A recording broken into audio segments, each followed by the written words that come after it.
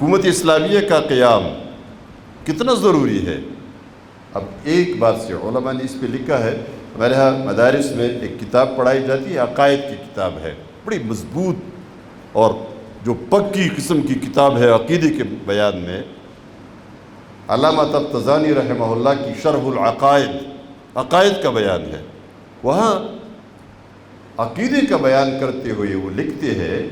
کہ رسول اللہ صلی اللہ علیہ وسلم کی وفات ہوئی۔ وفات کے بعد ظاہر ہے سب سے پہلا کام یہ ہوتا ہے کہ متوفی کے، جو متوفا ہے، جو فوت ہو گیا ہے، اس کی تجہیز اور تکفین کی جائے۔ اب جب اللہ کے رسول صلی اللہ علیہ وسلم وفات پا جائے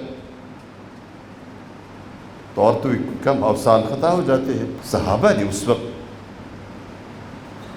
جو کام کیا، جو رویہ تھا اس وقت، اس پہ مستشرقین مغرب نے اعتراض کیا ہے، سوالات اٹھائے ہیں کہ یہ کیسے صحابہ تھے کہ رسول اللہ صلی اللہ علیہ وسلم کا جسد مبارک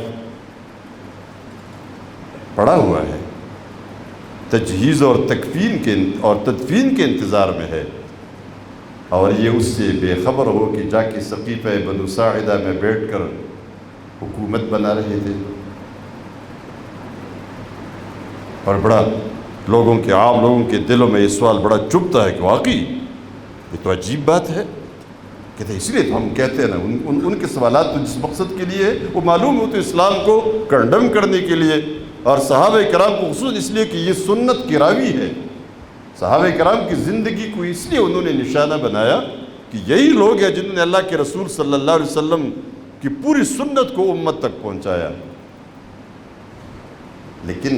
امام طبطزانی رحمہ اللہ لکھتے ہیں وَنَسْبُهُ مِنْ أَهَمِّ الْوَاجِبَاتِ وَلِذَا قَدَّمُوهُ عَلَى دَفْنِ صَاحِبِ الْمُعْجِزَاتِ۔ فرماتے ہیں کہ خلافت کو قائم کرنا، حکومت اسلامیہ کو قائم کرنا، یہ اتنا ضروری تھا صحابہ کے نزدیک، اتنا اہم واجب تھا اور اتنا اہم فرض تھا جس سے بڑھ کر کوئی اور فرض نہیں تھا، اسی لیے انہوں نے